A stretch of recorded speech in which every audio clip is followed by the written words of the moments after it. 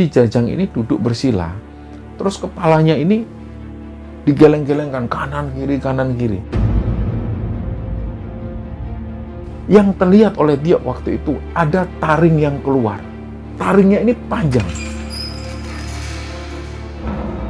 Sosok Jenglot ini mendekat ke arah Didik. Terus sosok Jenglot ini langsung nyekik lehernya Didik.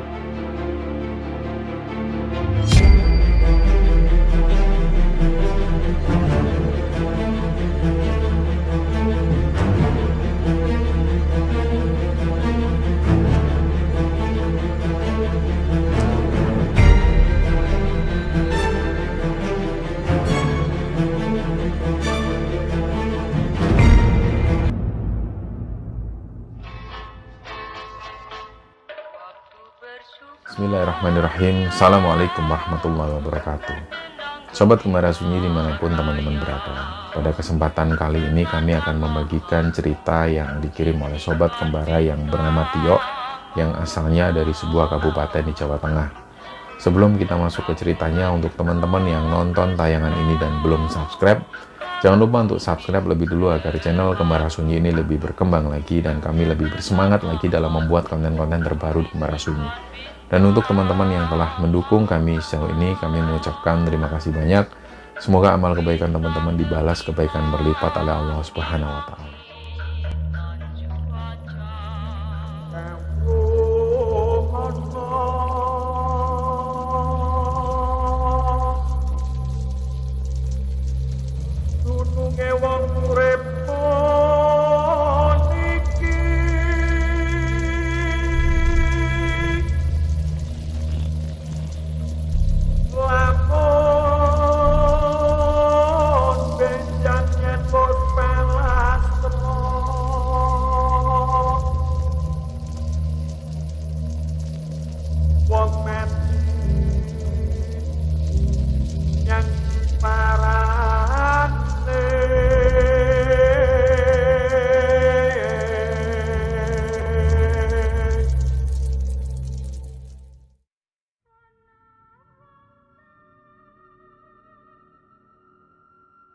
Cerita di episode kali ini dibagikan oleh Sobat Kembara yang bernama Tio, teman-teman. Tio ini cerita dia pernah mengalami sebuah kejadian di sekitaran tahun 2017, di mana waktu itu Tio dan beberapa temannya ini diteror oleh sosok makhluk halus. Jadi ketika mereka diteror makhluk halus ini, mereka sebenarnya nggak tahu awalnya kenapa mereka bisa diganggu seperti ini. Akhirnya barulah belakangan mereka mendapat informasi bahwa mereka ini telah mengambil sesuatu, yaitu benda pusaka yang di dalamnya ada benda magis yang sangat dimistiskan oleh warga sekitar, dan terutama oleh buyutnya Tio.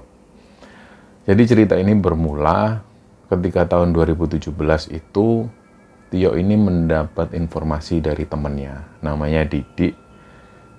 Didik ini dikenal Tio dari zaman kuliah. Dari dulu memang Didik ini suka bikin film dokumenter, bikin dokumentasi-dokumentasi yang berhubungan dengan audiovisual lah. Jadi waktu itu Didik datang ke rumah Tio, dia bilang ke Tio, "Yuk, aku butuh tempat untuk bikin film dokumenter." Jadi Didik ini menginginkan latar belakang film dokumenter ini ada di sebuah pedesaan. Nah, Didik ini kenapa menghubungi Tio? Karena pada zaman kuliah dulu, Didik ini pernah diajak Tio ke rumah kakek dan neneknya yang ada di daerah Trenggalek. Jadi Tio ini punya kakek dan nenek yang asalnya dari Trenggalek di sebuah desa di sana. Dan memang rumahnya Tio itu masih sangat tradisional, jauh dari keramaian. Dan desanya ini di sebuah perbatasan dan masih sepi. Nah, kebetulan juga dari mulai tahun 2015 rumah kakek dan nenek Tio ini sudah kosong. Semenjak rumah kakek dan neneknya Tio ini kosong, rumah ini dikelola atau dibersihkan oleh seseorang yang namanya Pak Muklas. Pak Muklas ini tinggalnya nggak jauh dari sana. Yang dilakukan Pak Muklas ini kadang 2 hari sekali beliau menuju ke sana untuk membersihkan sudut-sudut yang kotor dan kemudian untuk menerangi jalan yang mungkin beberapa di antaranya ini mengganggu orang lewat. Misalnya ada jalan yang belum ada penerangannya. Ini semuanya diurusi oleh Pak Muklas. Jadi untuk itulah kemudian Didi ini menghubungi Tio, dan Tio sebelum dia menyepakati hal itu, sebelum mereka berangkat menuju ke sana, Tio bilang ke Didi, sebelum kita berangkat ke sana, kita survei aja dulu apa yang kamu butuhkan. Nanti kamu lihat dulu, misalnya dia butuh setting apa untuk film dokumenter ini. Nah, mereka pun sepakat. Akhirnya Didi ini ngajak 2 orang temannya. Satu orang temannya ini namanya Andika, dan satu orang lagi perempuan namanya Dewi. Nah, Dewi ini orangnya bisa dibilang agak tomboy. Dia ini bisa mengurusi semua, termasuk administrasi, keuangan, dan termasuk perlengkapan. Jadi memang timnya si Didi ini nggak begitu banyak, dan mereka nggak butuh modal banyak untuk membuat film dokumenter tersebut. Akhirnya sepakatlah mereka, 4 orang ini berangkat untuk survei lebih dulu ke rumah kakek dan neneknya Tio. Sebelum mereka berangkat, Tio ini sudah menghubungi Pak Muklas. Tio bilang, Pak, kami mau ke sana, minta tolong Pak Muklas standby di sana ya. Kami kira-kira sampai sekitar jam 5 sore. Nah, sebelumnya Pak Muklas tentu sudah membersihkan lokasi yang ada di sana. Jadi mereka ini datang ternyata molor. Sekitar jam setengah 7 malam baru mereka datang. Dan waktu itu Pak Muklas sudah nggak ada di sana. Memang rumah Pak Muklas ini nggak jauh. Dan di situ Tio langsung telepon Pak Muklas, Pak Muklas ini kami barusan sampai Pak, mohon maaf. Terus Pak Muklas bilang, oh iya ya Mas Tio, ini saya habis sholat maghrib, sebentar lagi saya ke sana. Nah, nggak lama kemudian datanglah Pak Muklas ini bersama 1 orang anaknya. Nah, perlu diketahui bersama, Pak Muklas ini punya 2 orang anak, teman-teman. Yang pertama namanya Mas Bambang. Mas Bambang ini sudah menikah dan sudah punya 1 anak. Dan anak Pak Muklas yang kedua ini namanya Jajang. Usia Jajang waktu itu di tahun 2017 ini usianya sekitar 18 tahun. Dan mohon maaf, memang Jajang ini mengalami gangguan kejiwaan.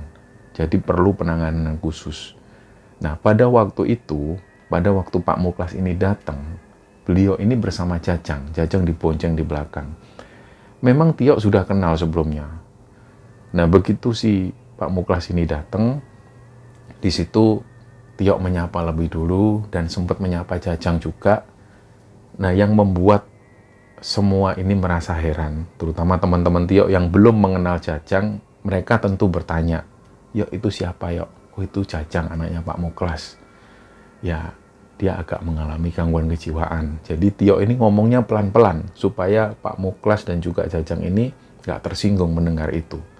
Setelah itu Pak Muklas masuk. Jadi di rumah kakek dan neneknya Tio ini, rumahnya itu halamannya luas. Ada 2 bangunan rumah.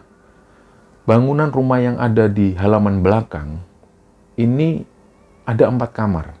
Tapi bangunan ini didirikan di sekitaran tahun 92. Sedangkan bangunan yang ada di depan ini dulu ditempati oleh kakek dan neneknya Tio. Dan rumah yang di depan ini lebih tua lagi. Rumah ini didirikan di sekitaran tahun 1920-an. Nah, ketika musim liburan atau lebaran, biasanya semua keluarga berkumpul di sana, berkumpul di rumah kakek dan neneknya Tio ini. Tapi pada saat mereka ada di sana, biasanya mereka menempati rumah di bagian belakang. Rumah di bagian depan ini jarang ditempati karena kondisi rumahnya itu sudah hampir rapuh. Artinya banyak sudut-sudut yang mengkhawatirkan untuk ditempati. Dan di dalam rumah itu masih ada barang-barang peninggalan kakek dan buyutnya Tio. Jadi waktu itu, karena mereka ini tujuannya survei untuk pembuatan film dokumenter, tentu yang pertama kali pingin melihat situasinya adalah Didi dan teman-temannya. Nah, Didi ini tertarik dengan rumah yang di bagian depan, rumah tua itu. Akhirnya Pak Muklas pun membukakan pintu dan mereka masuk. Pak Muklas bilang, minta tolong kalian ucapkan salam dulu ya, karena rumah ini jarang sekali dibuka. Nah, kalau seperti yang diutarakan Mas Tio, kalau mas-masnya ini pingin bikin film dokumenter berlokasi di sini, saya minta tolong dijaga betul. Jangan sampai memindah barang-barang yang memang sudah ditempatkan di sana. Artinya biarkanlah seperti ini. Dan kalau memang butuh sesuatu, kalau memang terpaksa ada benda yang ingin dipindahkan, tolong hubungi saya. Karena ini juga bagian dari tanggung jawab saya. Pak Muklas ngomong seperti itu. Nah, mereka pun memaklumi. Termasuk si Tio. Meskipun Tio ini bagian dari pemilik rumah tersebut, Tio tetap harus menjaga sopan santun. Dia tetap harus menghubungi Pak Muklas kalau dia mau memindah apapun itu. Akhirnya mereka pun masuk. Dan yang dituju pertama kali oleh Didik dan teman-teman adalah dapur belakang. Nah, dapurnya masih kondisinya masih tradisional, masih menggunakan tungku kayu bakar. Dan di situ masih tersedia beberapa peralatan dapur yang juga masih tradisional. Begitupun juga dengan kamar tidurnya. Di situ kamar tidurnya ini, tempat tidurnya hanya terbuat dari papan kayu jati lama. Dan kasurnya pun masih menggunakan kasur kapuk. Jadi pada saat itu si Didi ini bilang dia akan menggunakan setting dapur. Artinya dia pengen ambil gambar dapur tersebut. Selain itu Didi dan teman-teman tertarik untuk menggunakan ruang tamu. Nah, ruang tamunya ini besar banget. Khas ruang tamu di rumah-rumah desa. Ada juga papan-papan jati yang masih terawat di sana. Tapi untuk bagian-bagian tertentu memang sudah dalam keadaan rapuh dan keropos. Nah, setelah itu Didik dan teman-teman diantar menuju ke bangunan rumah belakang, dan kebetulan rumah ini dikelilingi pohon-pohon jati dan juga beberapa pohon-pohon buah. Disitulah Didik juga berencana mau mengambil setting di bagian hutan-hutan kecil itu. Nah, di rumah kakek dan neneknya Tio ini, di kanan kiri itu nggak ada tetangga. Baru ada rumah lagi sekitar 200 meteran. Sedangkan rumah Pak Muklas, ini jaraknya hampir 1 kilo dari sana. Nah, setelah itu mereka diantar menuju ke bangunan belakang. Mereka sempat lihat-lihat lebih dulu. Di belakang ini, di bangunan rumah yang di belakang itu, bangunannya cenderung lebih modern. Nggak seperti bangunan yang ada di depan. Tapi memang di rumah yang bagian belakang ini, banyak juga lukisan-lukisan yang terlihat itu menyeramkan. Contohnya, begitu mereka pertama kali masuk, tepat ketika mereka buka pintu, ini mereka langsung melihat ada lukisan Nyi Roro Kidul. Dan lukisannya itu ukurannya besar, tingginya sekitar 2 meteran. Di situ ada sosok Nyi Roro Kidul dengan pakaian khasnya yang ijo-ijo itu. Beliau ini seperti berjalan di atas samudra. Nah, waktu itu karena Didik dan teman-teman baru pertama kali masuk ke rumah itu dan baru pertama kali melihat lukisan Nyi Roro Kidul, Didi ini sempat ngomong ke Tio, "Yuk, lukisan ini kayak ada yang aneh deh. Kayak ada sesuatu yang magis di dalam lukisan ini." Jadi mereka ini sepakat bahwa mata Nyi Roro Kidul ini mengikuti kemanapun mereka pergi. Ketika itu Didi dan teman-teman ini masuk ke arah kiri, sedangkan lukisan ini posisinya ada di tengah. Tapi mereka merasa dan mereka meyakini itu, mata Nyi Roro Kidul ini kayak melirik ke arah mereka. Begitupun juga ketika mereka ada di sisi kanan. Itulah yang membuat mereka merasa agak merinding ketika pertama kali melihat lukisan ini. Dan yang kedua, ada 2 buah patung.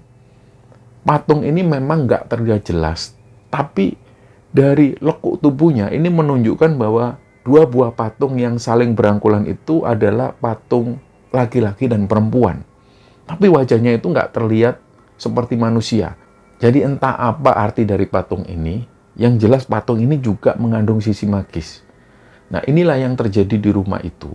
Jadi ketika masuk ke rumah bagian belakang itu, Didik dan teman-teman agak kurang tertarik untuk menggunakan rumah tersebut sebagai materi video mereka. Akhirnya setelah itu, sekitar jam 8:30 malam, Pak Muklas dan Jajang ini pamit. Mereka mau pulang dan besok pagi beliau ini akan datang lagi ke sana. Dan Tio ini sempat ditanya oleh Pak Muklas, "Mas Tio, besok mau makan apa? Sekalian kalau pas besok saya ke sini saya bawakan. Oh, terserah Pak Muklas. Terserah Pak Muklas saja mau bawa apa. Terus Tio di situ ngasih uang. Nah, singkat cerita Pak Muklas dan Jajang ini pulang. Akhirnya tinggallah 4 orang di sana. Di sini mulailah mereka ini mulai berpikir. Terutama Didik dan teman-teman ini, mereka berpikir ini kita tidur mana? Kalau tidur di rumah bagian belakang, mereka takut karena banyak sekali benda-benda yang membuat mereka ini merinding. Sedangkan kalau mereka tidur di bawah, ini suasananya lebih serem lagi. Nah, setelah itu mereka hampir 1 jam ini berpikir. Jadi mereka belum bisa memutuskan mereka tidur di mana. Nah, di situ Tio akhirnya memutuskan, ya sudahlah, kita tidur depan aja, rumah depan aja. Karena menurut Tio, setiap kali dia ada di rumah itu, dia ini nggak pernah merasakan tidur di rumah depan. Akhirnya mereka nurut teman-temannya Tio ini. Mereka bareng-bareng menuju ke rumah depan dan mereka mulai menyiapkan tikar dan juga bantal yang seadanya. Mereka waktu itu tidur di ruang tamu. Nah, pas waktu mereka mulai rebahan, mereka melihat di situ ada foto sepasang suami istri. Mereka mengira ini adalah kakek dan neneknya Tio. Akhirnya waktu itu Didik tanya, "Yok, itu kakek dan nenekmu, foto yang ada di situ?" Terus Tio bilang, "Bukan, itu kakek dan nenek buyutku, lebih atas lagi." Tio sendiri mengaku bahwa Tio ini nggak pernah ketemu dengan kakek dan nenek buyutnya itu. Nah, setelah ngomong seperti itu, si Dewi ini bilang, "Yok, aku kalau mau ke toilet, toilet mana yang harus dipakai? Masa iya harus naik ke rumah belakang? Kalau di rumah ini, toiletnya itu ada di luar, jadi harus menuju ke belakang dulu, di situ ada pintu, kamu keluar, di situ ada bangunan kecil, nah itu toiletnya." Nah, karena si Dewi ini juga takut, Dewi minta antar. Waktu itu yang nganter adalah Andika. Mereka pun akhirnya berdua menuju ke belakang. Sedangkan Tio dan Didi ini membicarakan esok harinya.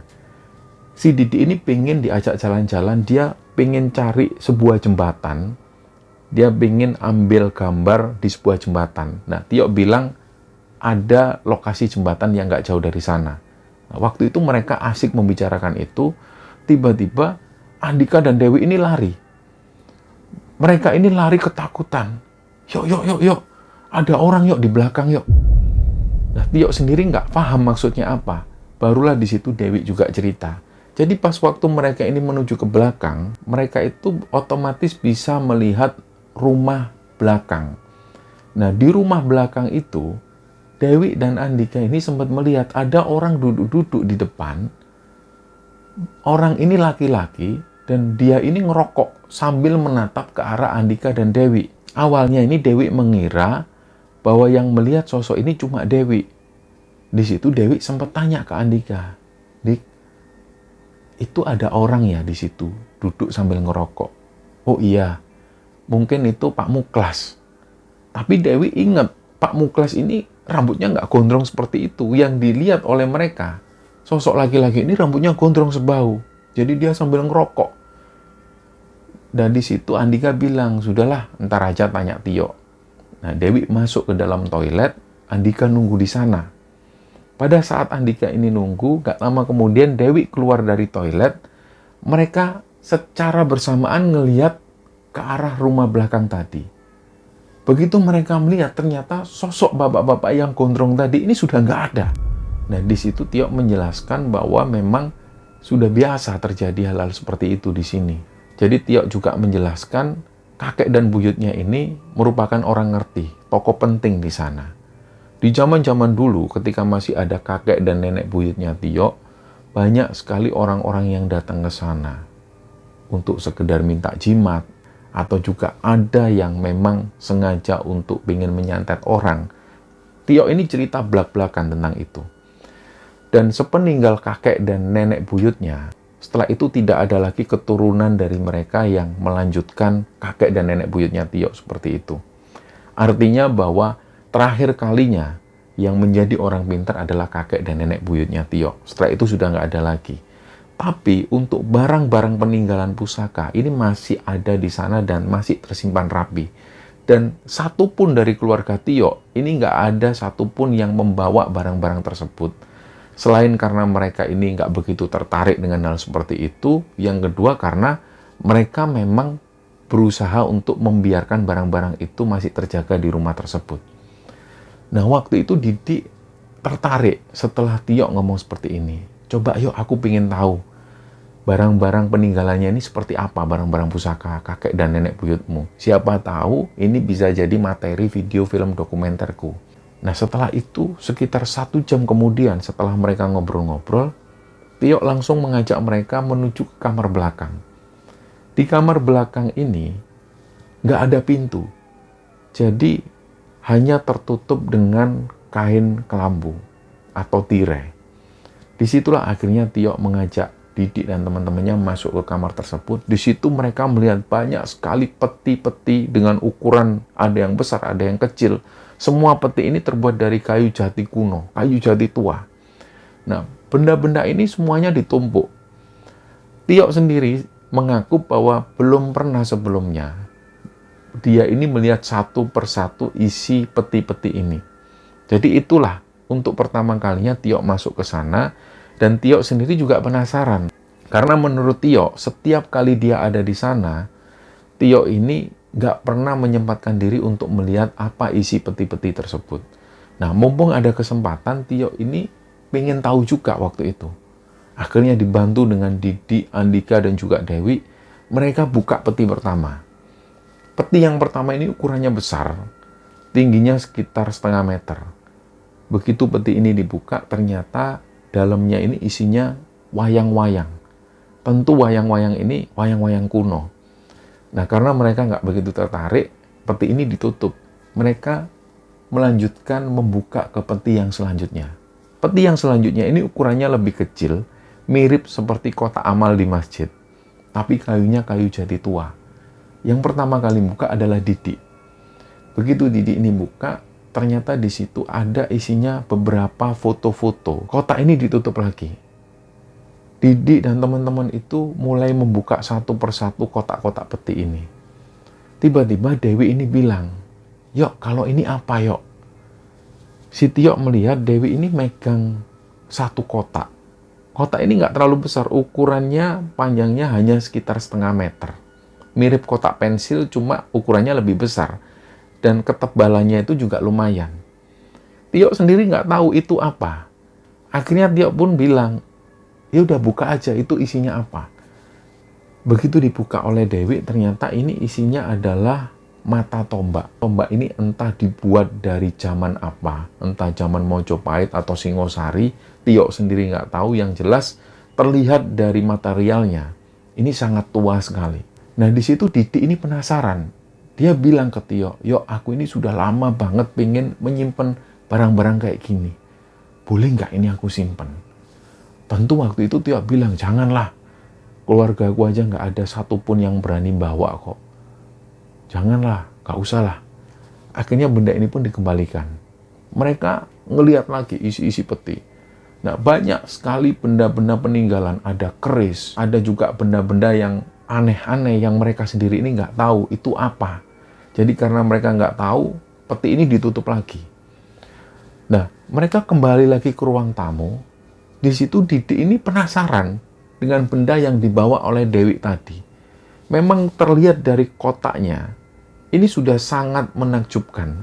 Ukirannya itu sangat halus, bagus. Dan begitu dibuka, itu ada mata tombak yang juga mata tombak ini terlihat tua. Ukirannya juga bagus. Setelah itu si Didi ini bilang ke Tio, "Yok, ayo po, Yok, buat aku, Yok, barang itu, Yok. Kamu mau jual berapa? Aku kasih lah. Nanti aku carikan." Nah, si Didi ini ngotot pingin memiliki benda itu. Sedangkan si Tio ini nggak terlalu tertarik. Tio sendiri bilang, "Sudahlah, kan sudah aku bilang. Dari dulu memang nggak ada satupun keluarga kami ini yang berani membawa benda-benda tersebut. Karena keluarga kami tahu, kakek dan nenek buyut itu orang ngerti, orang pinter. Kami ini nggak mau celaka. Itu yang dipercaya oleh keluarga kami." Tio mengungkapkan seperti itu. Akhirnya pembahasan ini sampai jam setengah 1 dini hari. Mereka mulai tidur. Dalam tidurnya ini, Tio itu mimpi. Dia ketemu dengan sosok kakek-kakek. Si kakek ini pakai udeng. Mungkin teman-teman ada yang tahu udeng itu adalah kain yang dililitkan menyerupai belangkon. Tapi ini kain. Nah, sosok kakek ini nggak pakai baju. Beliau hanya pakai kain yang ditutupkan ke area bawah. Beliau ini meskipun tua, tapi jalannya itu tegap. Nah, nggak lama setelah itu ada sosok nenek. Sosok nenek ini mendekat ke arah sosok kakek-kakek tersebut. Awalnya Tio ini nggak tahu ini orang siapa. Dan waktu itu Tio sendiri nggak tahu bahwa dia itu mimpi. Ketika semakin mendekat sosok kakek dan nenek ini, Tio ini baru bisa mulai mikir, kok kayak pernah lihat. Siapa ya? Tio noleh ke arah kanan, dia melihat lukisan sketsa kakek dan nenek buyutnya. Barulah di situ Tio ini paham. Ya Allah, ternyata ini kakek dan buyutku. Akhirnya Tio kebangun, waktu itu dia melihat jam menunjukkan jam 3 dini hari. Dia melihat 3 orang temannya ini masih tertidur. Akhirnya dia lanjut tidur lagi. Setelah itu Tio nggak mimpi apapun dan dia bangun sekitar jam setengah 6 pagi. Nggak lama kemudian sekitar jam 7 pagi, Pak Muklas dan juga anaknya yang bernama Jajang itu datang. Mereka bawa sarapan nasi bungkus, diserahkanlah ke Tio dan juga teman-temannya. Mereka akhirnya sarapan bareng. Di sekitar jam 8 pagi, mereka ini menuju ke sebuah jembatan. Nah, singkat cerita, setelah mereka ini jalan-jalan di seputar desa, mereka balik lagi ke rumah. Setelah itu sekitar jam 3 sore, mereka ini persiapan mau pulang. Dan dalam perjalanan, mereka itu melihat anak Pak Muklas yang namanya Jajang. Ini dia duduk bersila di pinggir jalan, persis di pinggir persawahan itu. Si Jajang ini duduk bersila. Terus kepalanya ini digeleng-gelengkan kanan kiri. Nah, karena pemandangan ini aneh, waktu itu yang nyetir ini Didik. Didik ini bilang ke Tio, "Yok, itu kan anaknya Pak Muklas, siapa namanya? Jajang ya, itu loh." Nah, Tio ini duduk di bangku belakang. Akhirnya Tio mendekatkan diri ke arah depan. Barulah Tio bilang, "Oh iya, Jajang." Loh, ngapain Jajang di situ? Tio sendiri juga heran. Si Didik ini mau menghentikan mobil mereka. Tapi Tio bilang, "Jangan, Dik, lanjut aja, Dik." Loh, kenapa? Ini lokasian Jajang, sudah lanjut aja. Ternyata pas waktu mereka melewati Jajang, Jajang ini beranjak dari tempat duduknya. Dia ambil batu besar. Disitulah Tio dan teman-teman mulai merasa janggal dengan apa yang akan dilakukan oleh Jajang. Tio lah yang pertama kali teriak ke Didik, "Dik, jangan berhenti, langsung jalan."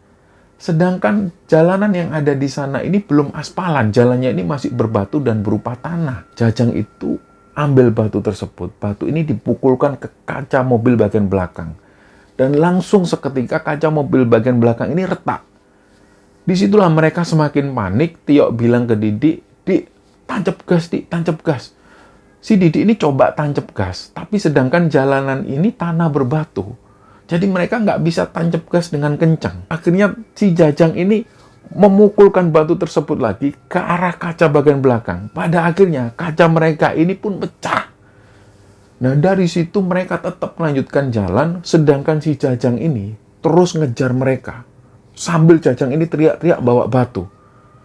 Tio ini juga heran. Ini Jajang kenapa? Tapi mereka waktu itu sudah nggak bisa lagi ngelihat ke belakang. Kaca ini sudah ambruk. Dan mobil ini dilajukan terus. Sekitar setengah jam perjalanan ketika mereka mulai meninggalkan desa itu, sampailah mereka ini di sebuah lokasi. Di situ masih persawahan. Tio dan teman-teman berhenti di sana. Mereka melihat kondisi kaca mobil belakang. Kondisinya ini hancur.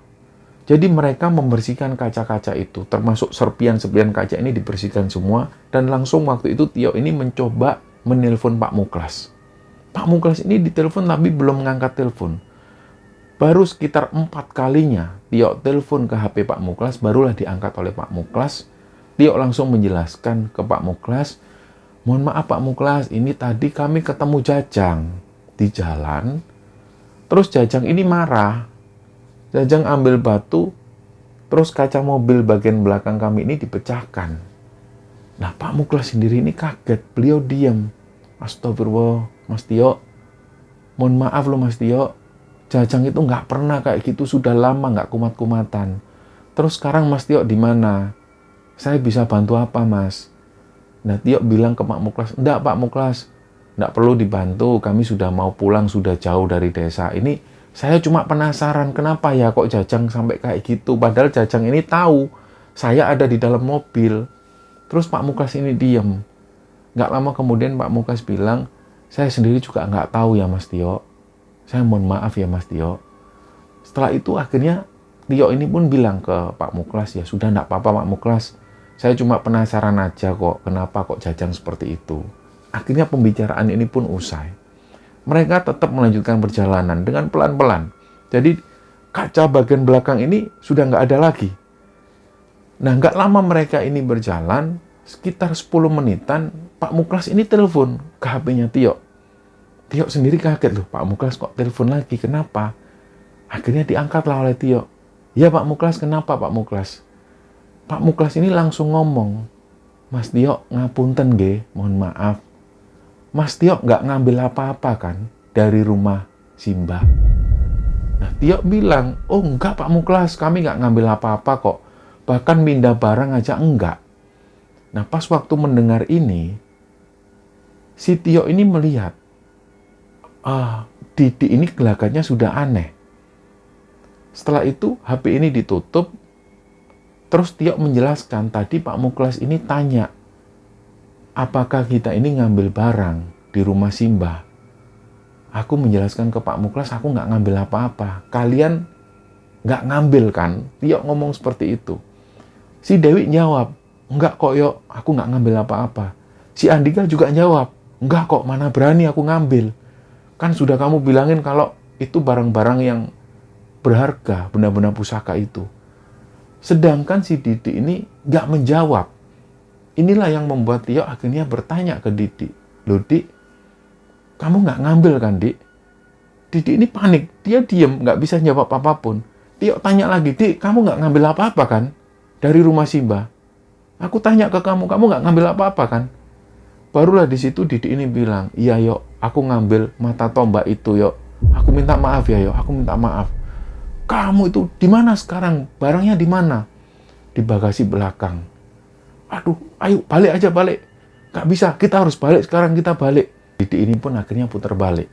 Mereka balik lagi menuju ke rumah kakek dan nenek buyutnya Tio. Pada saat berjalan menuju ke sana, Tio telepon ke Pak Muklas lagi. Pak Muklas, saya minta maaf ya Pak. Saya tadi bilang saya nggak ngambil. Memang saya nggak ngambil.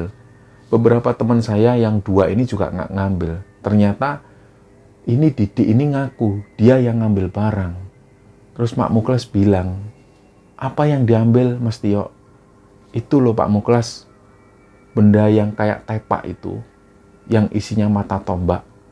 Terus Pak Muklas ini bilang, Mas, kembalikan sekarang Mas. Itu benda itu ada yoninya. Kembalikan sekarang Mas. Iya Pak Muklas, ini saya balik ke sana. Ya sudah, saya tunggu. Pas waktu mereka ini balik, suasana ini sudah mulai gelap. Jadi di kanan kiri mereka melewati persawahan di mana jalanan yang mereka lalui ini masih tanah berbatu. Nah di situ tiba-tiba Tio ini mencium ada aroma bangkai. Aroma ini seperti bangkai tikus. Tio itu duduk di jok belakang. Mobil mereka ini mobil sedan. Sedangkan di jok belakang ini kacanya ini sudah nggak ada lagi. Disitulah Tio mencium ada aroma bangkai tikus. Secara otomatis Tio noleh ke belakang. Di situ Tio melihat ada sosok rambutnya ini panjang. Sosoknya ini memang nggak terlihat jelas karena raut wajahnya itu hitam. Yang terlihat oleh Tio waktu itu ada taring yang keluar. Taringnya ini panjang. Ada gigi taring yang keluar sampai ke bawah. Disitulah Tio ini teriak-teriak, wah, Dik. Akhirnya di situ Didi ini ngerem mobil, mereka semua ngelihat ke arah belakang. Anehnya, semua teman-teman Tio ini nggak ada yang melihat apa yang baru saja dilihat oleh Tio. Setelah itu, Tio ini karena nafasnya masih tersengal-sengal, Tio ditanya, kamu barusan lihat apa? Yuk teriak-teriak. Disitulah Tio menjelaskan ke teman-temannya, Akhirnya karena mereka ini juga takut, suasananya gelap di sana, mereka melanjutkan jalan. Begitu mereka melanjutkan jalan, di situ mereka mau melewati sebuah jembatan. Nah, di jembatan ini ada beberapa rimbunan pohon bambu yang ketika mereka lewat, karena sekali lagi kaca mereka ini sudah terbuka. Jadi suara yang ada di luar ini terdengar jelas. Mereka mendengar jelas. Gesekan bambu itu terdengar dengan jelas. Krak, krak. Dan seolah-olah mereka ini ditahan untuk masuk ke arah sana. Ternyata benar, tiba-tiba mobil mereka ini mati. Nah, kejadian mobil mati ini berlangsung sekitar hampir 5 menitan. Dan selama 5 menit itu, mereka melihat macam-macam makhluk yang aneh-aneh. Terutama waktu itu yang dilihat oleh Tio adalah sosok laki-laki yang wajahnya itu hitam legam, rambutnya panjang sampai ke bawah, sampai menyentuh tanah rambutnya ini, dan taringnya itu keluar. Dan taringnya ini juga panjang. Makhluk ini aneh. Dan setelah itu, ternyata si Didi ini juga melihat sosok yang sama. Sosok yang sama dilihat oleh Didi ini berdiri di atas jembatan. Sosoknya laki-laki, wajahnya hitam legam, rambutnya panjang sampai menjulur ke tanah, dan puncak-puncaknya ketika waktu itu Dewi ini teriak dengan kencang, setelah itu Dewi ini pingsan. Nah, pada saat itulah mereka benar-benar panik. Nah, untungnya gak lama kemudian, dari arah kejauhan mereka melihat ada sebuah sepeda motor yang datang. Ternyata yang datang ini adalah Pak Muklas. Pak Muklas ini datang seorang diri. Pak Muklas tanya ke Didi, "Kenapa mas mobilnya?" "Ini Pak, tiba-tiba mati di sini." "Ya sudah, barangnya mana yang sampean ambil?" "Ini Pak, ada di bagasi belakang." "Nah, sini saya bawa pulang." Begitu Pak Muklas ngomong seperti ini, bagasi ini dibuka. Nah, ternyata kotak peti ini sudah nggak ada. Sampai waktu itu Didi ini cari di dalam tas. Didi yakin kotak ini dimasukkan dalam tas, ditumpuk dengan baju-baju. Tapi ketika dibongkar oleh Didi sampai semua isi tas ini dikeluarkan, barang ini sudah nggak ada lagi. Disinilah Pak Muklas bilang, "Dah mas, kalau kayak gini saya nggak tahu lagi harus berbuat apa. Yang saya takutkan itu gini, barang ini kayak gini, ini barang pusaka, benda pusaka ada yoninya. Memang nggak masuk akal. Ya ini yang saya takuti. Kalau barang ini sudah diambil dan nggak bisa kita lihat lagi. Saya nggak tahu harus berbuat apa lagi." Ketika Pak Muklas ngomong seperti ini, mereka ini malah semakin ketakutan. Apalagi Dewi ini masih dalam keadaan pingsan. Di situ Pak Muklas tanya, "Ini temannya yang cewek kenapa?" "Pingsan Pak Muklas." "Kenapa kok bisa pingsan?" "Nggak tahu Pak, terakhir dia teriak terus pingsan." Aduh, gimana ini ya? Pak Muklas pun bingung. Akhirnya Pak Muklas ini bilang, "Sudah gini aja mas, ayo kalian semua bareng-bareng jalan. Kita jalan menuju ke rumah kakek dan nenek buyutnya jenengan. Nanti di sana, sampean ikuti arahan dari saya." Nah, akhirnya mereka pun nurut. Ada sebuah sumber mata air, air pancuran. Di situ Pak Muklas bilang, "Coba ini mbaknya dibasuh sama air itu." Nah, akhirnya dibasuhlah dengan air ini. Gak lama kemudian Dewi ini kebangun. Dia heran, "Duh, ini di mana?" "Ini Wi, kita jalan menuju ke rumah kakek nenek buyutnya Tio." "Jalannya kemana? Kok gelap gini?" Dewi ini masih bingung. "Sudahlah Wi, ikut aja Wi, ini disuruh Pak Muklas." Nah, dengan jalan yang masih sempoyongan, Dewi ini dipapah. Singkat cerita, mereka sampai di rumah kakek dan nenek buyutnya Tio. Di situ Tio ini melihat. Sebelum mereka masuk, Tio melihat ada sosok laki-laki ini. Rambutnya gondrong itu tadi yang taringnya keluar. Dan Pak Muklas ini mengucapkan salam. Setelah Pak Muklas mengucapkan salam, pintu ini dibuka. Dan begitu pintu ini dibuka, mereka semua itu merasakan ada angin kencang yang keluar dan menerpa badan mereka. Waktu itu sampai Dewi ini rambutnya itu bergoyang. Saking kencengnya angin tersebut. Nah, setelah itu barulah si Didi ini mengalami sesuatu yang aneh. Didi itu jatuh. Setelah Didi ini jatuh, lehernya itu dipegang. Dia teriak-teriak, "Ampun, ampun, ampun." Sampai-sampai wajah Didi ini memerah.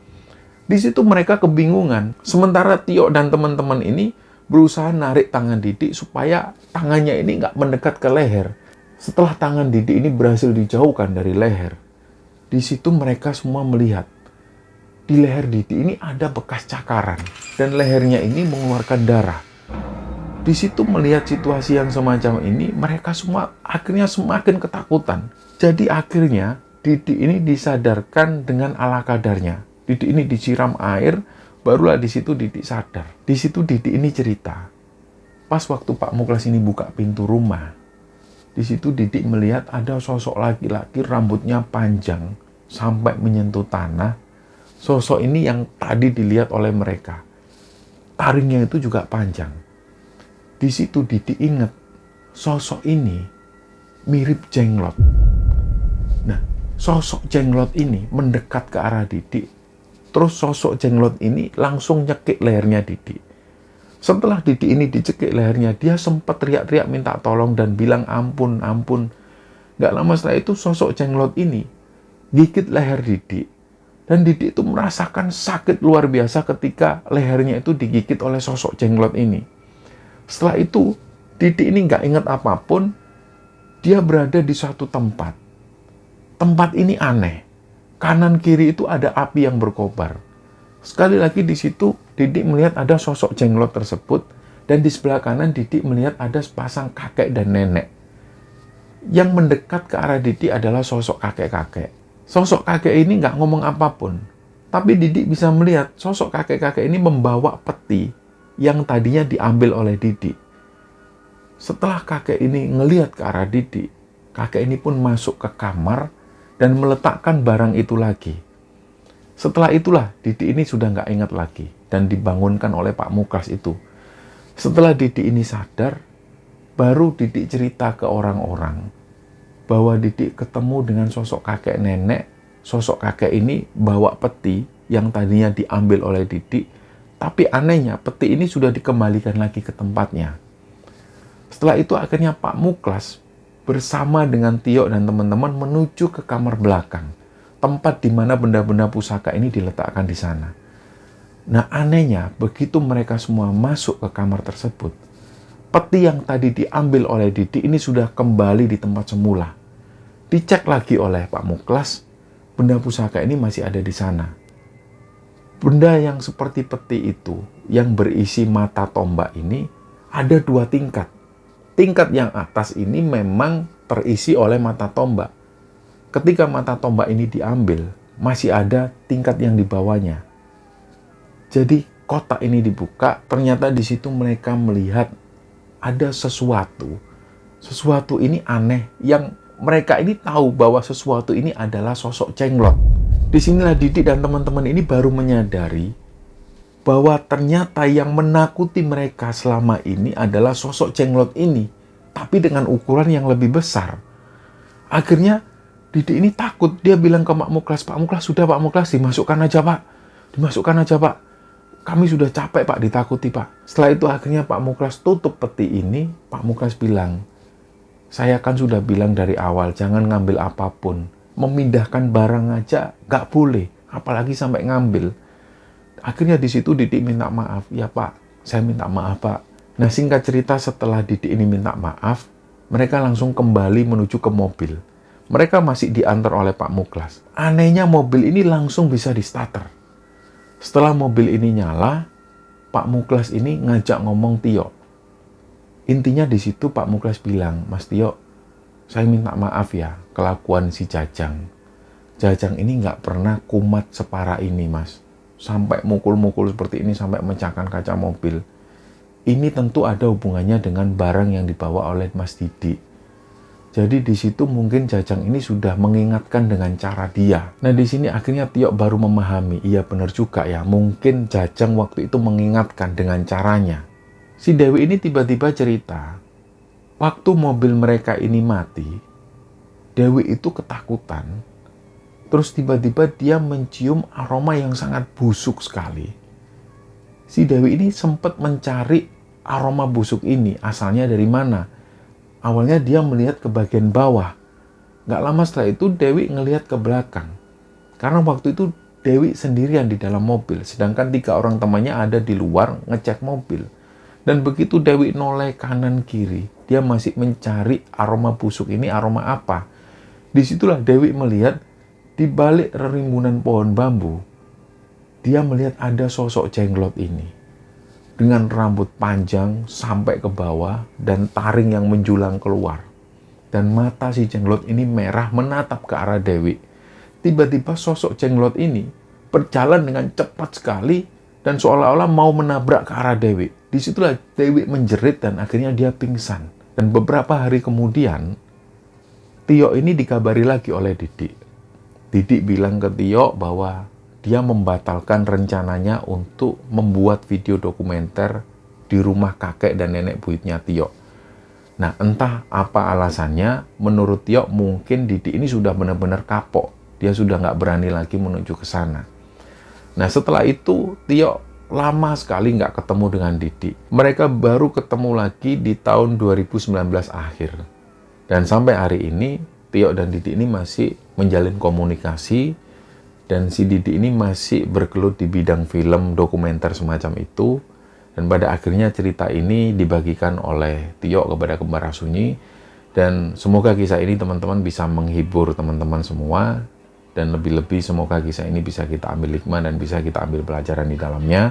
Mohon maaf kalau ada salah kata. Wassalamualaikum warahmatullahi wabarakatuh.